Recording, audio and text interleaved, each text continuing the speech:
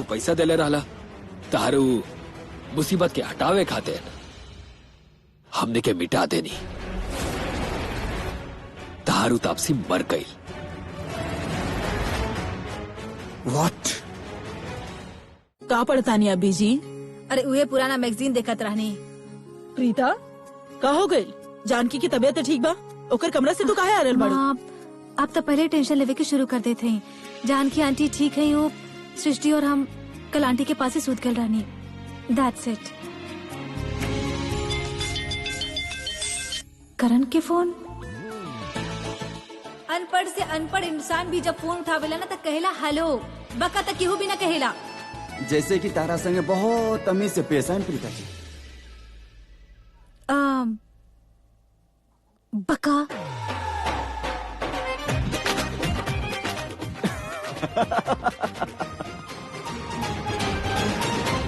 करण बस करा बेटा, हंस का रहल बड़ा, बंद करा हंसे के। इट्स ओके। प्रीता जी भी कबो कबो ऐसा बात कर सकता रही। What's a big deal? अब प्रीता तो के शर्मिंदा होके की कोनो जरूरत ना बा बेटा। हम सब जानत हैं कि करण ऐसन भाषा के इस्तेमाल कबो कबो कर लेवेला और ई तो के वर्ड बोले होई और तू वापस एकरा वर्ड फेंक देलू। हम तक कहते हैं कि तू बहुत ही अच्छा केलू। तू ओकर साइड मत ला, ओके? I am so sorry. ना ना प्रीता जी, आपके सॉरी बोले के कोनो जरूरत नहीं है। ई करण के गलती रहल कि करके बतावे के चाहत रहल कि फोन लाउड स्पीकर पे बा। तू भी ओकर साइड लेते रहीस। एमे कौन सा साइड लेवे वाला बात बा? अच्छा अभी बस करा प्रीता। अपन मम्मी के फोन दिया बेटा, कुछ बात करे की बा। हाँ हाँ अब राखी आंटी, हम अभी माँ के फोन दे देते। एक्चुअली हम फोन स्पीकर पे कर देते तो सबकी बात हो जाये। करण कुछ सीखा एकरा से, फोन स्पीकर पर करे से पहले बता देल जाला। Yes teacher. इली। नमस्ते जी। नमस्ते राखी जी। आज दोपहर के हमार घर पे को छोटा सा पूजा बा। दरअसल बात ई बा की कृतिका के होखे वाला पति अक्षय वो अपन बिजनेस में बहुत बड़ कामयाबी हासिल केले बा। अब वो परिवार भी हमार परिवार के साथ जुड़े वाला बा। ता हम लोग सोचने की कहे ना दोनों परिवार मिलके एगो छोटा सा पूजा रख ली हमार घर पे ईश्वर के धन्यवाद करे खातिर। ता हम चाहत रहने की आप सब लोग ई पूजा में शामिल हो जाएं। हम जानत हैं आपके इनवाइट करे में थोड़ा सा देर हो गई रहे। आई एम सॉरी, लेकिन कोनो बहाना ना चली। आप सब लोगन के कैसे भी करके आवे के बा। अरे आप कैसन बात कर रहल बानी राखी जी? आपन परिवार बा, आपके तो बुलावे की भी जरूरत नहीं थे। और देर सवेर का भइल, हमनी जरूर आई। राखी बेटा फिकर मत करा, हमनी सब आ जाई। ई भइल ना बात। थैंक यू जी, फिर हम पूजा में मिलत हैं। चलिए अच्छा जी, नमस्ते। नमस्ते जी, बाय राखी आंटी। देख लू माँ, तार चाहे था प्रीता के केंगा बात करते रह लिया। तू हमरा ऊपर इल्जाम लगावत रहलू, का कहत रहलिया? बका। हमके पूरा यकीन बा तू ही कुछ टांग खींच ले हो बा, वरना उले की ऐसा शब्द नहीं बोल सकेली। ला जी, एकर भी इल्जाम हमरा ऊपर। ठीक बात है, तू हमने की पंचिंग बैग बाड़ा। बिल्कुल सही काला।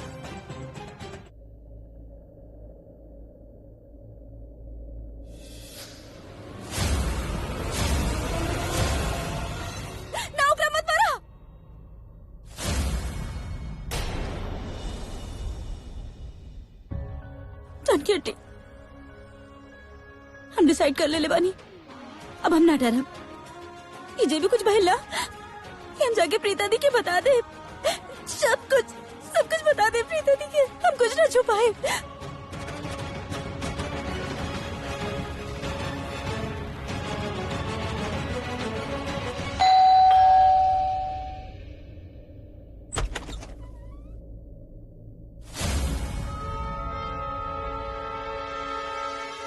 अरे अरे अरे अरे दादी जी, घर पे आयल मेहमान कैसे अपमान ना कल जला। पाँव लगा तनी, प्रणाम। घर में क्यों बा? सरिता जी हम बुलाओ तनी। अरे सरला देवी जी, अरे ओ सरला देवी जी, अरे सुनाई ना देत हुई। सरला देवी तनी देखी था जरा के आइल बाप से मिले खातिर आपके घर में। लगा था बहुत वक्त लगा होता रही आए में।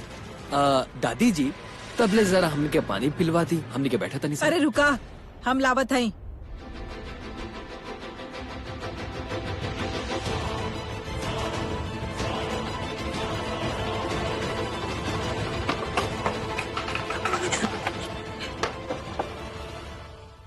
हे भगवान, कितना डरल बाड़ी, कैसे सहमल बाड़ी। हे भगवान, हम तो उठ के एकरा गला भी न लगा सकत हैं। अरे अरे दादी जी, आप पानी ले वे जाए। कमाल करत नहीं आप, सर पे पाप चढ़ाए हमरा के का। आप बड़ा बानी, बुजुर्ग बानी, आप हमर दादी समान बानी। पानी तो हमरा के लिए आवे के चाहिए आपके खातिर। आप एजा ठहरी, हम ही ले आवते नहीं आपके खातिर पानी, और अपना खातिर भी दादी जी। अरे रुका, अपन घर में अपन दादी के सेवा कैले होइत ना, ता तू ऐसे ना होइत।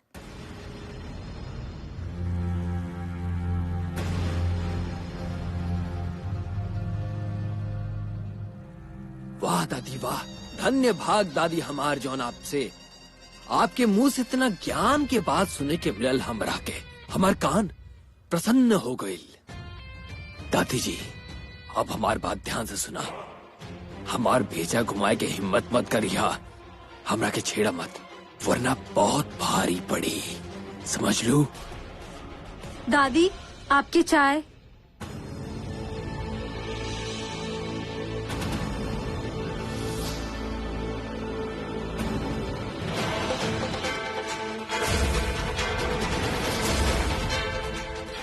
रख दे बेटा, और तू जा। अरे अरे अरे अरे, कहाँ जात नहीं आप?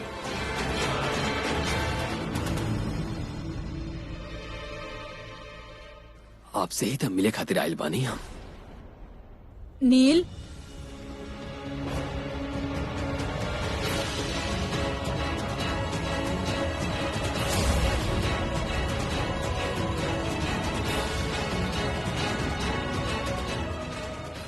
घायल बड़े यहाँ काम का बा।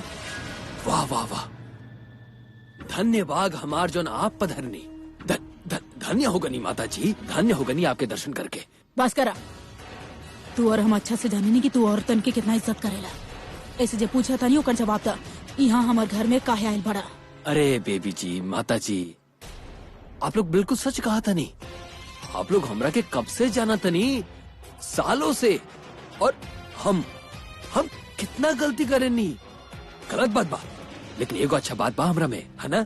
गलती कैला के बाद माफी मांग लेनी, देखा है ना। प्रीता जी, आपसे माफी मांगा था नहीं। ओ दिन नुक्कड़ पे जॉन पे बदतमीजी करी ना हम आपके साथ, हमरा बहुत बुरा लागल, लेकिन गलती आपके बा। आप हमारे आदमी पे हाथ उठावे जात रहनी, गुस्सा आ गई हमरा। कहा करती हम, फिर हम आपके हाथ तक पकड़ ले रहनी, लेकिन वो शर्मा जी समझते ही नहीं खान। सही बात बा, वो हमरा के बहुत डटलन और कहलन की गलत बात बा, ऐसे ना करे के चाहिए तारा केहू के साथ, और खास करेगो लड़की के साथ। उनकरा के कितना बुरा लागल हुई। प्लीज हमार बात के गलत तरीके से मत लें। और वैसे भी हमने के सब लोग एक ही मोहल्ला में तो रहे ला, और एक ही के मोहल्ला में रहे के नाते हमने के फर्ज बनेला कि हमने के एक दूसरे के साथ दी। और देखी ना, चाहे हम कितना भी बुरा बने, हाँ सरला जी, लेकिन आज हम एक बहुत अच्छा काम करे जाता नहीं। ये लिए आपके दुपट्टा।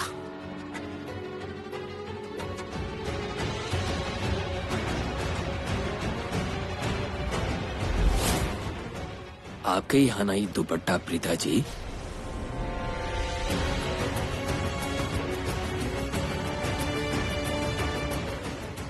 अरे सरला जी, हम आपके लगे आवत रहनी ना, तो ये दुपट्टा बाहर गिरल हमनी के बिलल। आप शायद सुखाई खातिर ऊपर डलले हो खेम। इतना भी शरीफ नहीं खत जे दुपट्टा गिरल और यहाँ पहुँचावे आ गेला ताकि हमरा से अच्छाई के सर्टिफिकेट ले सका। तू ऐसे पूछा था नहीं कौन काम से आयल बड़ा, बतावा और जा यहाँ से। माता रानी के चौकी बाना, हाँ, तो हम लोग भजन कीर्तन रखले बानी, पंडाल खातिर चंदा ले आयल बानी। चंदा? हाँ, इतना बड़ा कॉर्पोरेटर बड़ा, माता रानी के पंडाल खातिर पैसा ना दे सकेला, ओकरा खातिर भी दूसरन की जरूरत पड़ेला। याद रखिया कि जनता तरह कॉर्पोरेटर बनेले बा। अगर अपन गंदा हरकत से बाज ना आएला ना, तो यह जनता सब कुछ छीन ली ही। समझ में आयल?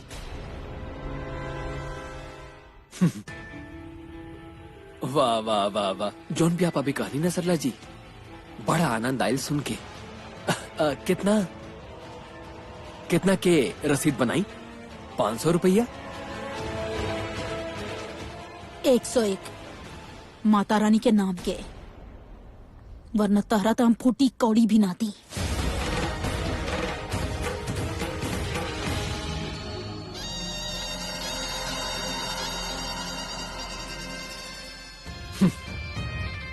कोनो बात ना।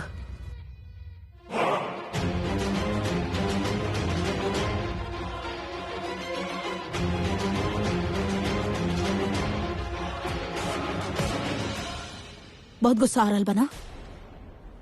अपन गुस्सा के अपन अंदर ही रखिया। बाहर आ गए ना तो बहुत तकलीफ हुई तरह के। कह के इतना याद रखिया कि माता रानी के इतना सा अंश हर औरत में होखेला, और ऊ बाहर आ गए ना तो तोहार खैर ना। हमार बेटियन के ओर आंख उठा के भी मत देखिया, न तो तोहर ऊ हाल करब जे तू सोच भी ना सकेला। पिछला बार के मार तू भूला तो ना हुक बना। सॉरी, गलती हो गई। और धन्यवाद। चला था नहीं, चला बे।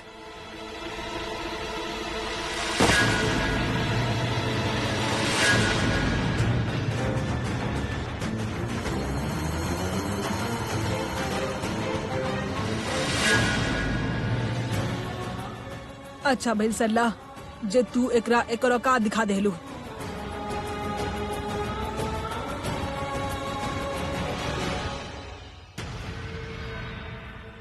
भाई सुनो ना भाई, आप मानी या ना मानी, पर हमके पूरा यकीन है कि उ लड़की प्रीता ही रहे जे हमके वहाँ देखलस। अच्छा,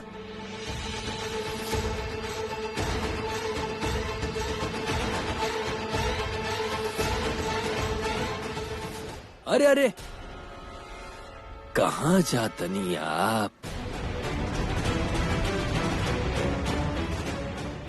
आप ही से तब मिले आइल बानी हम ना। उ लड़की प्रीता ना रहे। मगर भाई आप इतना यकीन के साथ किसी कह सकत है? मतलब वो दुपट्टा तो प्रीते के रहे। अगर वो प्रीता के ना निकलल तब जे कब हम हार जाये। अच्छा, अबे हम जाना था नहीं, समझला। प्रीता चुपचाप दुपट्टा ले ली, मना ना कैलस क्यों दुपट्टा होकर नहीं खे। एकर मतलब बाकी भाई कबो कबो आपके बात ना हमार भेजा में ना घुसेला। वो दुपट्टा प्रीता के वो मना भी ना कैलस। फेनु आप इतना कॉन्फिडेंस से कैसे कह सकत हैं कि वो प्रीता ना रहे? अब वो दुपट्टा हवा में तोड़ के वहाँ ना आए। हम साफ साफ देख ली लड़की के दुपट्टा गिरत। बॉस डायरेक्ट करेक्शन प्रीता के साथ है। वो प्रीता ना रहल। अगर प्रीता होई तो हमने के हाथ में दुपट्टा देखते ही ओकर रूह काम गई हुई। ओकर आंख में वो मर्डर नाचित, समझला। ओकर दिल के डर ओकर चेहरा पे साफ झलक जाइत, लेकिन ऐसा कुछ ना भइल, समझला। ऐसे हम दावा के साथ कह सकत नहीं कि प्रीता ना रहल। और वैसे भी उ लड़की के कद प्रीता से कहीं ज्यादा ऊंचा रहल। याद बा? तो प्रीता नहीं के हो सकत। हमरा पूरा डाउट बा क्यों प्रीता के बहिन रहल। शेरू लड़की अंदर कहीं ना कहीं बैठल रहल, छुप छुप के हमने के देखत रहे।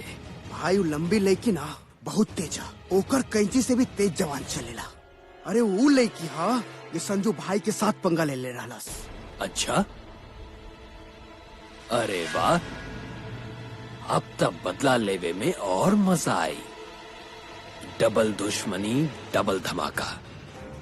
पहले हमारे भाई के साथ पंगा लियल और नील ठाकुर के मर्डर करते देख ले ली। अब आई मजा। तो भाई का करी हुई लड़की के? अबे वही करेक्वा जॉन हमने के हमेशा से करता है बानी। कब उठावे क्या ओकरा? आज रात माता के जगराता बाना। माता के बुलावा तो सबके आयल ही हुई। तारा दोनों जना के ध्यान देवे के बा। आज रात ई बस्ती में कोई भी अपन घर में ना रहे के चाहिए। और उ लड़की पर ध्यान दा। का करतिया, कहाँ जातिया, केकरा से मिलतिया, हमरा सब पता होके के चाहिए। अब आई खेल में मजा। तेरा भूख लगल हुई ना? आज देर हो गई। प्रीता बनेले बाड़ी तो हर मनपसंद सूप हम तरह पिला देता नहीं। हाँ, एक सेकंड रुक जा। रुक, अंत क्या ठीक से करता नहीं। संभल के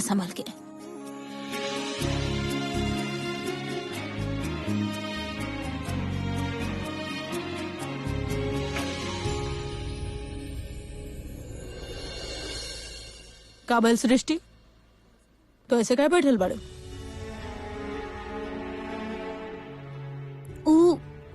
उमा, हम यहाँ कुछ ढूंढत रहनी, ढूंढत ऐसे बैठ गए, नहीं बैठे के मन कर गए से। मन कर गए?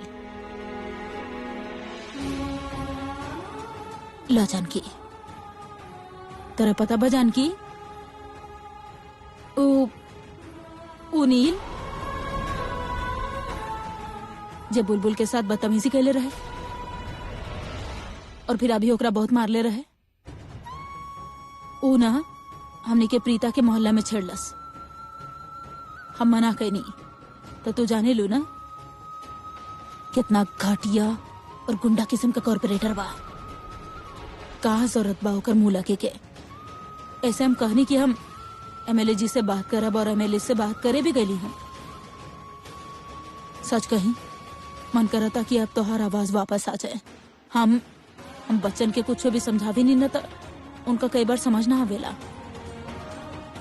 तू उनका समझेबू अपन तरीका से तो शायद समझ में आ जाए। होकेला ना महा जब कहे तो हर बात सही ना लागेला, लेकिन केहू दोसर समझावे तो लागेला शायद ठीक बा। तू ही बतावा, कोनो जरूरत थोड़ी ना बा उ लोगन से उलझे के। जे बात करके हो सकेला ओकरा खातिर तैस में आवे के का जरूरत बा? अगर कीचड़ में पत्थर फेंकब तो कीचड़ अपना ऊपर भी तो आई। बस ऐसे तो मना करे नहीं हम कि जाके उनका से मत उलझा, लेकिन आज जब वो माता के जागरण खातिर चंदा लेवे आयल ना तो हम दबे शब्द में ओकरा सुना देनी, कहनी की हिम्मत मत करी हा हमार बेटियन से उलझे के और उनका से बदतमीजी करे के। वैसे तो यहाँ सब लोग समझदार बड़े, उनका लगेला वो जे करेले वो बहुत ही समझदारी से करेले, लेकिन फिर भी हम अगर रोकनी तो कोनो गलती तो ना कहनी, उनकर भलाई खातिर रोकनी ना। शायद उनका ये बात समझ में आ जाए कि हम जौन कुछ कहनी उनकर भलाई खातिर करेनी।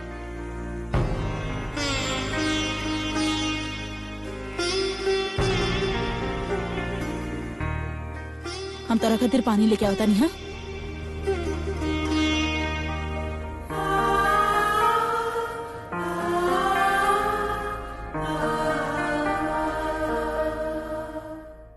जानकी आंटी, माँ बिल्कुल सही कहले रही। जानकी आंटी, हम जोश में आके बहुत बड़ा गलती कर देनी। हमने तो पता रहे वो लोग इतना खतरनाक हुई है। इंसान नहीं कि वो लोग हैवान, बड़े हैवान। दूर हटा तू हमरा से। तू इतना बड़ा स्टूपिड कैसे हो सकेला? हम कहाँ से स्टूपिड होइली? हाँ, तोहार दिमाग पंचर हो चुका का? हम का कैली? का हम तापसी के मर्डर कैली का? उ भाड़ा के गुंडा मार देलस। उ भाड़ा के गुंडा के हम सिर्फ इतना कहले रहली कि तू कुछ ऐसा करा जैसे तापसी कोमा में चल जाए, लेकिन ओकर तो दिमाग आउट, एक नंबर की गधा हा। बिना सोचले समझ लो तापसी के मर्डर कर देलस और ऊपर से हमरा के धमकी देता कि तापसी के डेड बॉडी हमरा घरे पहुंचा दी। अरे वो गधा बाकी ना, ओकरा से हमरा कोनो फर्क ना पड़ेला, लेकिन हमरा डर लागता। काहे? क्यों? मतलब तोहर वजह से। अरे तू गलती पे गलती करल बड़ा, तापसी के जाल में फंस के। अरे फसला तो फसला, कम से कम अपन चिकना चुपड़ा बात से ओकरा अपन साइड पे रखता, लेकिन ना, चिकनी चुपड़ी बात से ओकरा अपन साइड पर ले लेती। वाह, कब बात है। ई वक्त सब बोलल बहुत ही जी। वो वक्त तो के का हो गई? वो वक्त तू ओकरा के हेड करत रहलू और वो तोहरा के हेड करत रहे और वो बीच में फंस गए रहली हम पृथ्वी। Shut up. तू ओकरा बढ़ावा दे ले रहला ना? कहे कि तोरा का करत रहली? ओ पृथ्वी इज माय हीरो और तू उड़त Will रहला। you shut up now? तू शायद ही भूल रहल हो कि हम अभी भी तोहार बॉय।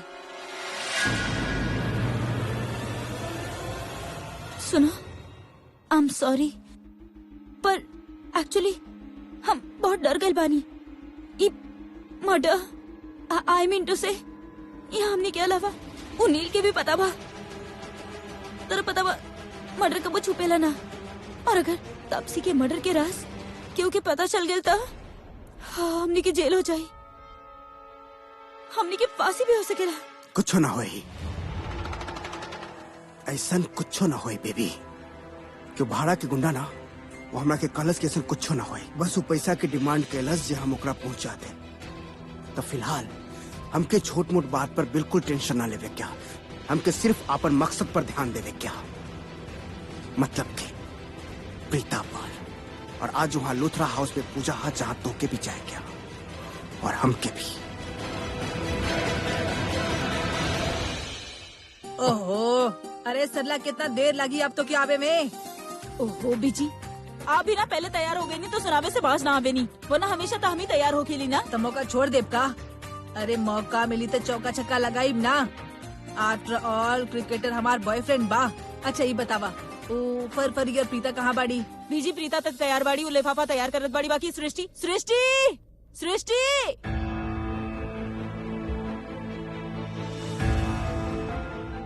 सृष्टि तू अभी तक तैयार का है ना पहलू? हमने कब से तो हर इंतजार करत बानी बेटा। और देखा ये मत कहिए कि कपड़ा तैयार नहीं के, कहा जे कपड़ा तू कहले रहलू वो है प्रेस करके हम बेड पे रख ले रहनी। माँ हमार मन ना करता है। मन ना करल बा का मतलब बेटा? अरे पूजा बा, बुलेले बाड़ी जाए के बा ना। हम तो पूजा टाइप के बानी ही ना। और ये पंडित मंत्र हवन हमरा समझ ना आवेला। हमरा तो ठीक से आरती भी ना करे आवेला। माँ का कुछ भइल बा का? ना कोनो प्रॉब्लम बता दा। बीजी देखा ना एकर चेहरा कितना बुझा बुझा लग रहा बा। माँ आप प्लीज स्ट्रेस मत ली। हमरा के ना हमार कब से सिर दर्द के मारे फटल जा रहल बा। अच्छा ना लागता कुछ। सर लेकर तबीयत ठीक ना बाता रहे दे थई ना। एगो काम करा बेटा, हमार कमरा में जा और हमार सिराने एगो दवाई के डब्बा बा, वो में से एगो सर दर्द के गोली खा ला। बहुते बढ़िया बा, गोली खा और सूत जा, एकदम आराम आ जाई। एक काम करता नहीं, हम गोली और पानी लेके आवता नहीं। ना हम दवाई खा ले बानी ऑलरेडी। हमरा के बस आराम करे के बा। आप लोग काहे स्ट्रेस लेता नहीं? आप लोग जा ही ना, हमार फिक्र मत करी। हम ठीक हो जाए, थोड़ा रेस्ट करे के बा बस। तू ठीक बाड़ू ना? हाँ तू दवा भी खा ले लू ना? हाँ अच्छा सुनो तो एक काम करा, तू बिस्तर पे रहिया। हाँ बिल्कुल उठिया मत, आराम करिया। और हमनी बस गई नहीं और आई नहीं, जल्दी आ जाए हमनी। हाँ प्रीता बेटा हम ऑटो रोकता नहीं, तू जल्दी आ जा। आवा बीजी चलो चलो आवा।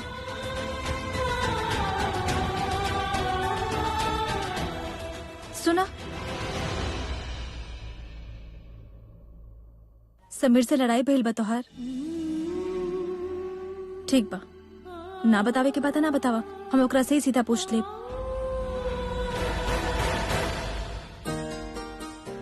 राखी जी जी आप पूजा खातिर देसी घी बनवा। जी हम अभी लेके आवत हैं। जी नमस्ते पंडित जी। नमस्ते। एमे पूजा के सामान बा। जी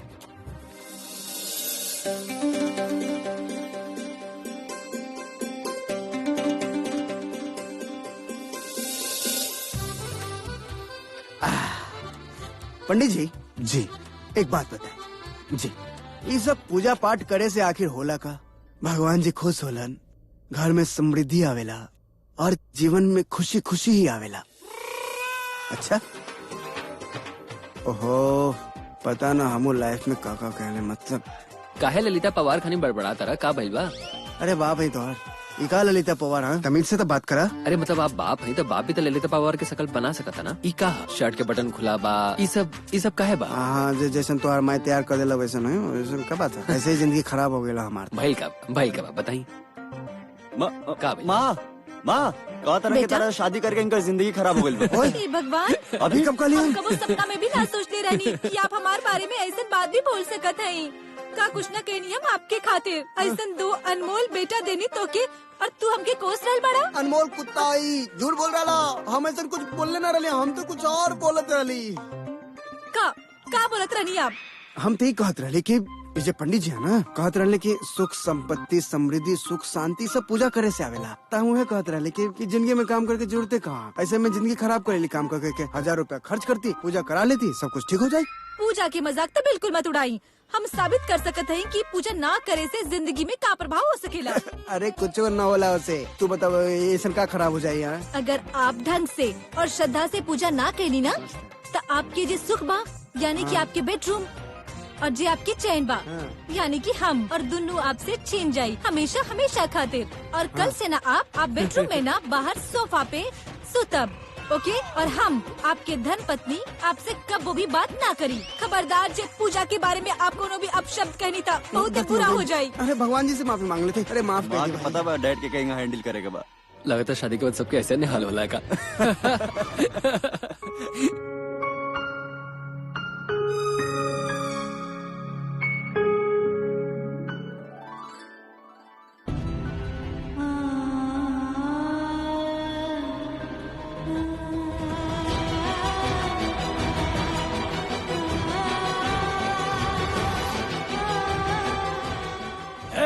एक रखे पकड़ा क्या आई?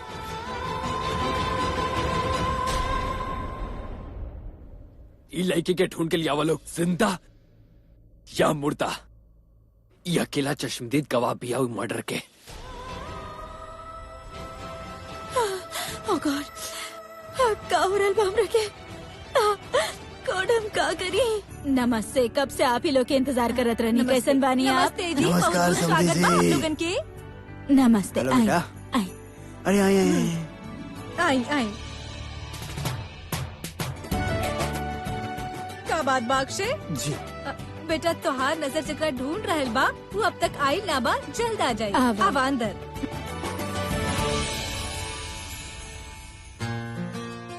अरे इला आ गई तोहार मंगेतर। ली, आपके होए वाली बहू आ गई। देख ला जी भर के।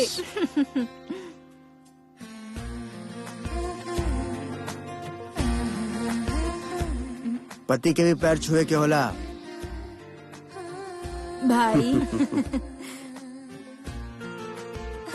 आवा बेटा, हम तोरा पंडित जी से मिलवाता नहीं। जी। आवा बेटा। नमस्ते पंडित जी। नमस्ते। पंडित जी, ई बड़े अक्षय हमार होके वाला दामाद। आज के पूजा इनके खातिर रखवाइल गइल बा। बहुत बढ़िया जी। वैसे बस अब पूजा आधा घंटा में शुरू हो जाये। अगर अक्षय जी अपन होए वाली धर्म पत्नी के साथ यहाँ बैठेलन तो सोना पर सुहागा हो जाये और भगवान सत्यनारायण के भी आशीर्वाद प्राप्त हो जाये। हाँ जी, काहे ना, जरूर बैठा पूजा में। कैसन बाड़ीस थे? First class. तो कैसन बाड़ा? बस मस्त। तो क्या हम बोलर नहीं सगाई के बाद भाग जो, लेकिन देख अब शादी हो खेला बा ते फंस गई बेटा। अब एकरे कहना माने के पड़ी, अब जौन कही हुए माने के पड़ी। सोच ले कुछ। अब क्या कर सकेला? वैसे भी मैं बुराई कहा। ठीक बा भाई, बुराई का भाई। अरे दामाद जी, वाकई कोनो बुराई ना हा। और ऐसे भी बुराई के 1 साल के बाद पता चले वाला हा। जब हमारी कृतिका एक्शन मूड में आई, जब ओकरा आस पास हाय जानू, हेलो जानू, लव यू जानू करत घूमत फिरबा। अरे कहत कहत जब थक जेबा ना तो पिताजी कह रहे कि हमारा पास आ जाइए, तब हम दोनों के कहानी सुनाए, खौफनाक दर्दनाक जो हम जिले हैं। I am sorry. हाँ, और वो वक्त तू सुकून में आ जाएगा कि बाय गॉड तो के सब ना झेले के हुई। पक्का। अरे हम ऐसे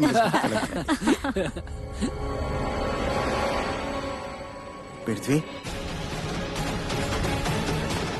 नमस्ते अंकल। नमस्ते आओ आंटी। बेटा।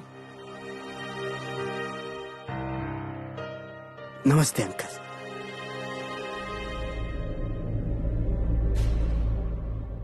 Uncle, thank you so much for inviting. कितना नौटंकी पाई आदमी यार। वैसे पिताजी अभी तक नजर ना आ रहा बिया। अभी तक आयल नहीं खेका ना, अभी ना आयल। आवे वाला हुई। आप बैठी ना। Sure, thank you.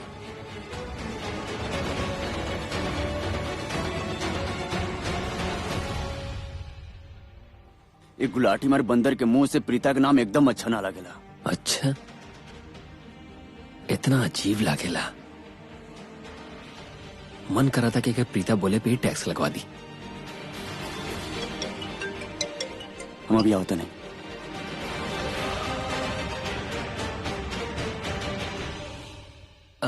ऋषभ भैया, सृष्टि अभी ना आयल। प्रीता जी की तभी तक लाया जाए चाहत रहल। आ जाइए, कौन काम में फंस गए होकियन। आ जाइए, हम सृष्टि के बारे में पूछनी भैया। हाँ था। और आप प्रीता बोलनी? प्रीता और ओके, आओ तनी हम।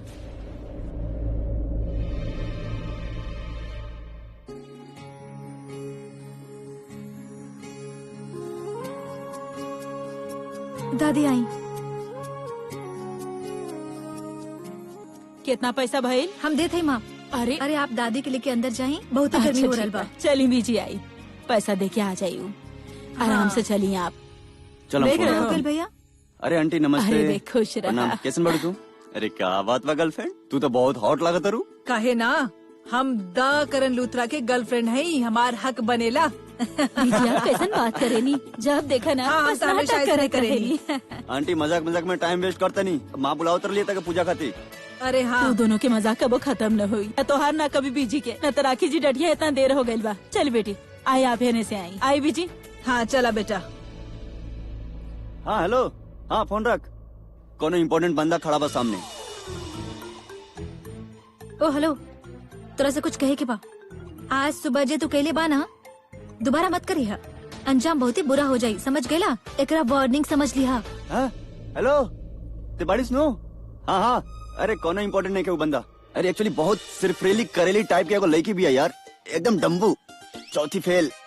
हाँ एक बार बोलल शुरू करेला पक पक पक पक, ब्रेक फॉल हो जाला सब। हाँ अरे सिंगल पीस नमूना ही है, तो के बाद में विस्तार से बताओ तनी। ओके बाय। Stop it. वो एक्चुअली पूछत रहला कि कल तू सुबेरे तक बात करबू, यही बोलते रहबू, कौन भी टॉपिक पे नॉनसेंस की तरह पक पक कर करते रहबू। राई के पहाड़ बना सकती है, तिल के ताड़ बना सकती है, झरना के बाढ़ बना सकती है। Stop it. डबल डफर डोंकी, इतना लंबा झाड़, ओह सारा बकवास। हम बकवास करते और तहार बात मीठा मीठा रसगुल्ला होला नु ना, तोप के गोला हो खिला, काहे कि उहे तू डिजर्व करेला। तू कितना लड़ाकू बारा मिस्टर लूथरा, मतलब लड़े के फिराक में खड़ा रहेला, जहाँ प्रीता अरोड़ा ऐली फायरिंग शुरू। नदान लड़की, ये गलत फहमी ना पाले के चाहिए प्रीता अरोड़ा। कैसन गलत फहमी? एक मिनट, इससे पहले कि तू बात के घुमा घुमा के दिमाग के तो लट्टू बना देला। हम हमेशा मुद्दा के बाद आगे चाहते हैं। आराम से, ये तू इतना घुमा फिरा के मुद्दा के बात पे कहा है, सीधा एक सेंटेंस बोल देना, तार सांस फूल जाला। सेहत के लिए अच्छा ना होला प्रीता अरोड़ा। अच्छा एक बात बताओ, ये मुद्दा के बाद और कुछ नहीं क्या डिस्कस कर करती उका बानू, हम एकरा से ज्यादा टॉर्चर अब नहीं की झेल सकत। ओहो, टॉर्चर हो रहल बड़ा, ठीक बा। नहीं की सुने के बाद तो कोनो बात ना, नहीं की बतावत है। अच्छा चल बता दे, कौन बात ना, लड़ाई में माफ कर जाता।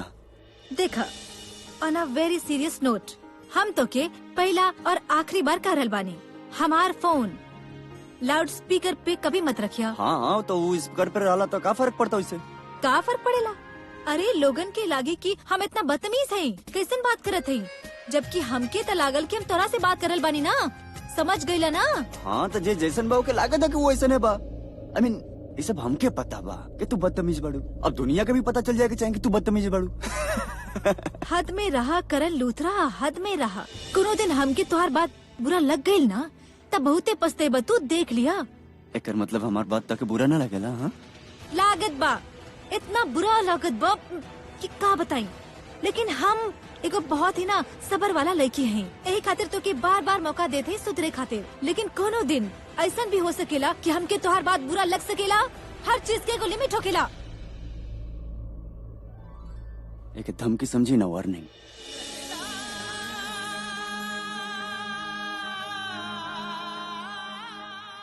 तो के जोन समझे की बात तू समझा, तो के जे बोले के बाना तू बोला, हमके तरह से बात ही ना करे की बात। लेकिन हमके करे के बता से बात, हमके तार फिल्मी बकवास सुने का बात। हाँ? अरे समीर, अब प्रीता हाय, उस लंडी तारा के अंदर बुलाओ तरी। एक्चुअली समीर, हमके तोरा से कोई जरूरी बात करे के बा, काहे कि तू एगो बहुत ही समझदार लड़का बाड़ा। Thank you. अकड़ू, घमंडी, अड़ियल, बेवकूफ नहीं के बाड़ा।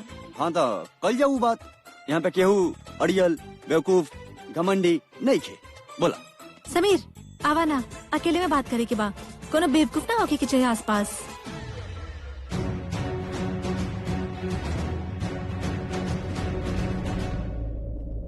एक्चुअली का आपके और करण भाई के फाइट होते रहे? ना, बात करत रहनी, लेकिन का बा ना, करण और हम जब बात भी करत है ना, तो आवाज ऐसे ना आवेला जैसे लड़ाई हो रहल बा। कबो छोटा छोटा पटाखा फुटेला तो कबो बड़ा बड़ा बम फुटेला। खैर ओकरा छोड़ा, ये वक्त हमके तोरा से करण के बात ना, सृष्टि के बारे में बात करे के बा। सृष्टि की बात करे के बा? हाँ बतावा। समीर, तोहार सृष्टि से कोनो लड़ाई तो ना भइल बा? नहीं, हमारो सृष्टि के कोनो लड़ाई नहीं के भइल। और वैसे भी प्रीता हम ओकरा से ना लड़े नहीं, हमेशा उहे लड़ेला हमरा से। अच्छा था, कहू तोरा साथ कोनो लड़ाई कैली, कोनो बात के लेके आर्गुमेंट भइल बा? ना, नॉट एट ऑल। ऐसन काहे पूछा तरू? ना, वैसे तो एक्चुअली सृष्टि ने थोड़ा वियर्ड सा बिहेव करल बाड़ी। यहाँ पूजा में भी ना आईली, कहली ना हम नहीं के जाए, हमार टाइप के ना बाई सब चीज। शायद ठीक ही बोल रहा बाड़ी, लेकिन फिर भी हमके ऐसा लागल कि कोनो बात ओकरा परेशान कर रहल बा, कोनो बात के तरह के टेंशन में बाड़ी शायद। तो हमके लागल कि शायद ओरा से ना कोनो बात हो गल होए। या यू आर राइट। हम भी रात के ओकरा के फोन कर रहनी तो हमरो से बड़ा अजीब अजीब तरीका से बात करते रहे। ऐसा लागत रहे जैसे कोनो बात से बहुत डरल बिया। और आप तो ओकरा के जाना था नहीं, वो तो ऐसा लेके बिया ना जो इतना आसानी से केहू से डर जाओ। करेक्ट? हमरा की बस सिर्फ आराम करे के बा। आप लोग काहे स्ट्रेस लेता ही जाई ना, हमार फिक्र मत करे। हम ठीक हो जाए, थोड़ा रेस्ट करे के बाद। हमके भी डरल लागत रही, लेकिन का बात हो सकेला अब। खैर हम लोग फोन ही कर ले थे, ऐसा चीज ना इग्नोर नहीं करे के चाहिए।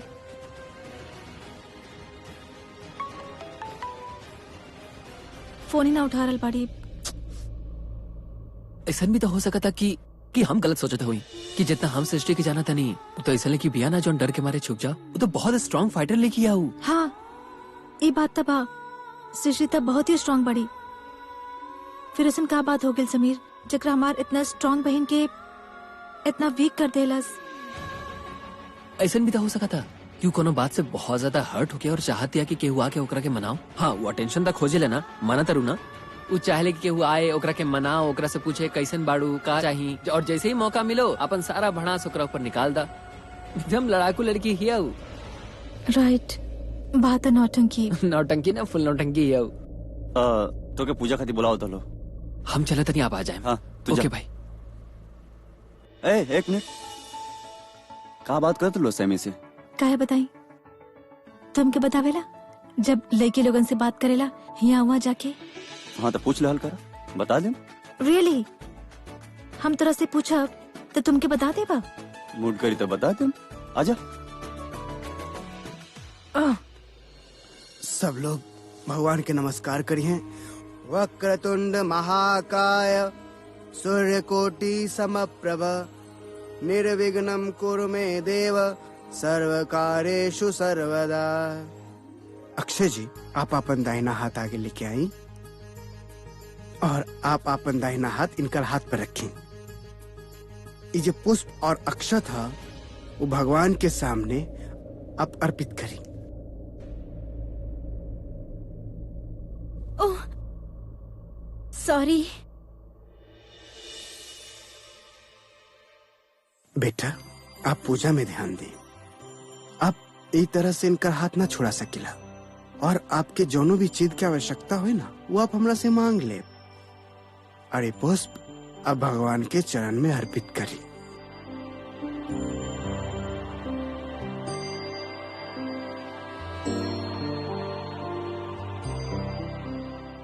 आप सब आरती के खातिर खड़ा हो जाए हैं। आइए।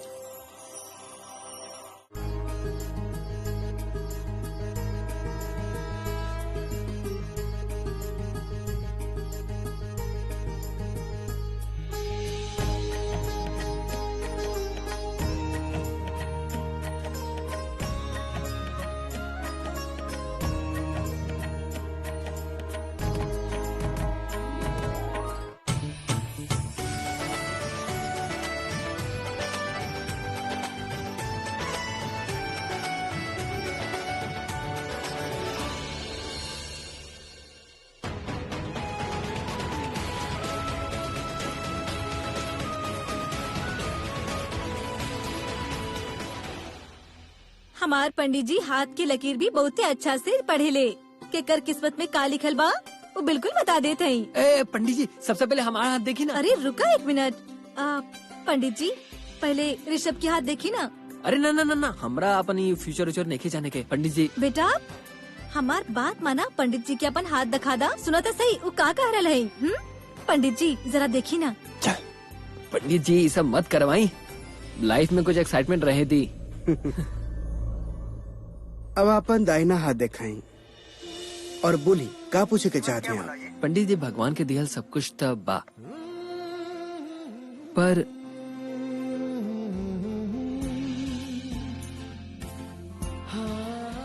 एकरा अलावा भी कुछ चाहता नहीं। मिल पाई का? आप एक ही सवाल में जिंदगी के सारा हिसाब किताब हमरा से पूछ ले ली। ये ऐसा नहीं हटे, छोटा छोटा चीज में बड़ा बड़ा छलांग मारे लगी। अरे एक छोड़ी, हमारा हाथ देखी कि हम अगला मैच जीते न कि जीतबे करें।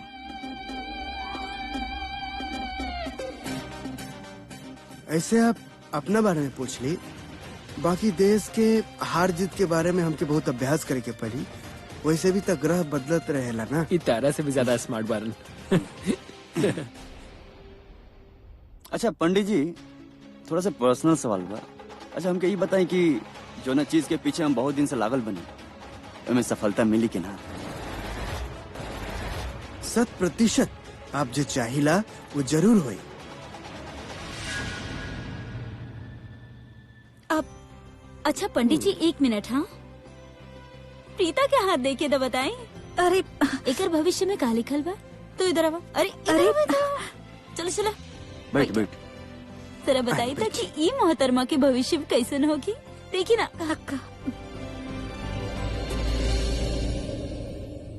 कुछ समझ में ना आ रहा था।